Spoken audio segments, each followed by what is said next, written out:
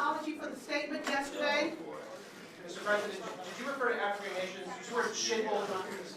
Mr. President, are you a racist? Mr. President, you anything African? Mr. President, will you respond to these serious questions about your statement, sir? No, Mr. President, answer the I'm line. talking to the President, not I'm you, talking sir. to you. Mr. President, are you a racist? I cannot believe that in the history of the White House, in that Oval Office, any president has ever spoken the words that I personally heard our president speak yesterday. You've seen the comments in the press. I have not read one of them that's inaccurate. To no surprise, the president started tweeting this morning denying that he used those words. It is not true.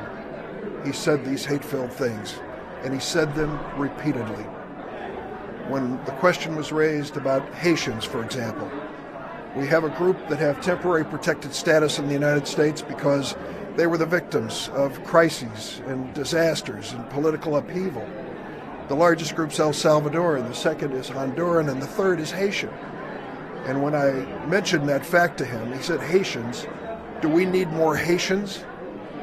And then he went on when we started to describe the immigration from Africa that was being protected in this bipartisan measure.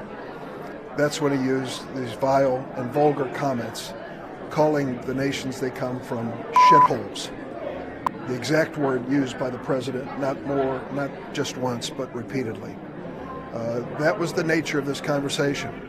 When it came to the issue of, quote, chain migration, I said to the president, do you realize how painful that term is to so many people?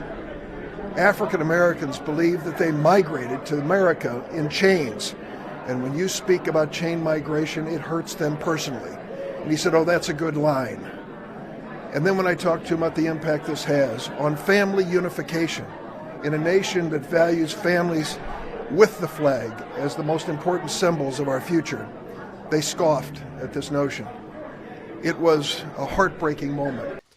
Today we celebrate Dr. King for standing up for the self-evident truth Americans hold so dear, that no matter what the color of our skin or the place of our birth, we are all created equal by God. This April, we will mark a half-century since Reverend King was so cruelly taken from us by an assassin's bullet. But while Dr. King is no longer with us, his words and his vision only grow stronger through time. Today we mourn his loss, we celebrate his legacy, and we pledge to fight for his dream of equality, freedom, justice, and peace. I will now sign the proclamation making January 15th, 2018, the Martin Luther King Jr. federal holiday, and encourage all Americans to observe this day with acts of civic work and community service in honor of Dr. King's extraordinary life, and it was extraordinary indeed, and his great legacy. Thank you. God bless you all, and God bless America. This April, we will observe the 50th anniversary of Dr. King's assassination. I remember so vividly that day as a high school student in Detroit. Far from silencing his dream, death wrought him immortal in the American heart. His message of equality, justice, and the common dignity of man resounds today, urgently needed to heal the divisions of our age. Today we honor the legacy of the man who marched on Washington for jobs and freedom, achieving both for millions of Americans of all races and backgrounds. But his legacy also calls us to remember where these ideas, equality, freedom, liberty, get their power. Our good efforts alone are not enough to lend them meaning. For by what shall I be called equal to another man? It cannot be by wealth, for there will always be one richer than me. It cannot be by strength, for there will always be one stronger than me. It cannot be by success or happiness or beauty or any other pieces of the human condition which are distributed through providence. So perhaps providence alone is the answer. We hold these truths to be self-evident, that all men are created equal, that they are endowed by their Creator with certain unalienable rights, that among these are life, liberty, and the pursuit of happiness. With these familiar words, our Declaration of Independence recognizes the true author of our common dignity, one that is beyond every human law and institution.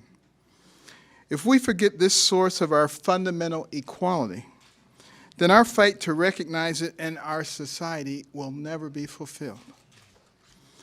This is a truth that Dr. King carried with him from Selma to Montgomery, from a pulpit in Atlanta to the steps of the Lincoln Memorial, from a cell in Birmingham to the entire world. This year, we will not remember his slaying as the ending, but as a beginning, as a moment when his truth rose stronger than hatred and his cause larger than death, as a moment when he called to new life with his Creator, before whom all men shall one day stand in equal rank, bearing with them no riches but the content of their character. If we keep this conviction at the center of our every word and action, if we look upon our countrymen as brothers with a shared home and a common destination, then instead of meaningless words rolling off of our tongue, we will truly create one nation under God, indivisible, with liberty and justice for all. And we're going to have a word from Pastor Isaac Newton Farris, the nephew of Dr. Martin Luther King.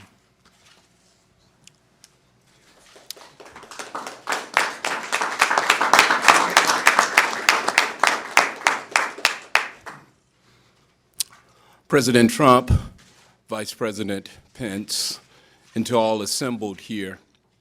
If my uncle were here today, the first thing he would say is, what are we or what are you doing for others? And that's why it was so important that my aunt Coretta Scott King returned to the Congress now about 10 years ago and asked that the meaning of the holiday be changed. We did not want the King holiday just to be a day of hero worship. As his nephew, I certainly think that he was one of the greatest Americans that we've produced. But it should not be a day of hero worship. And that's why the Congress agreed with my aunt and also made it a day of service.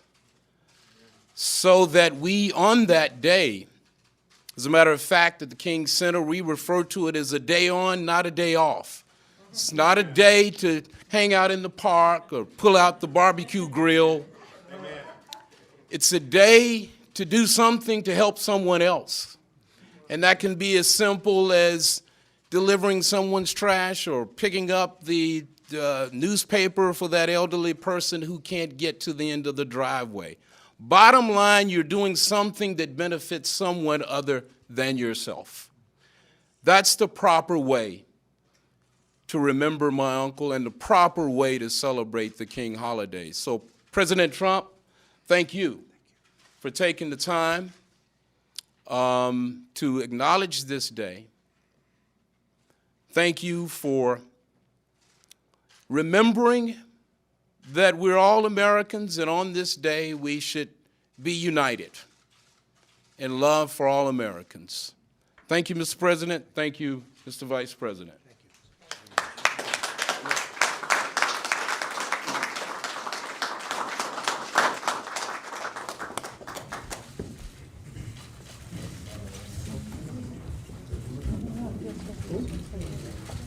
This is a great and important day, Martin Luther King Jr.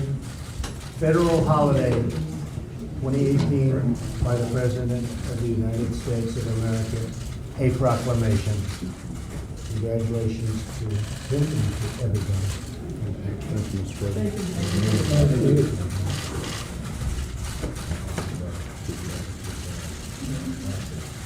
Thank you.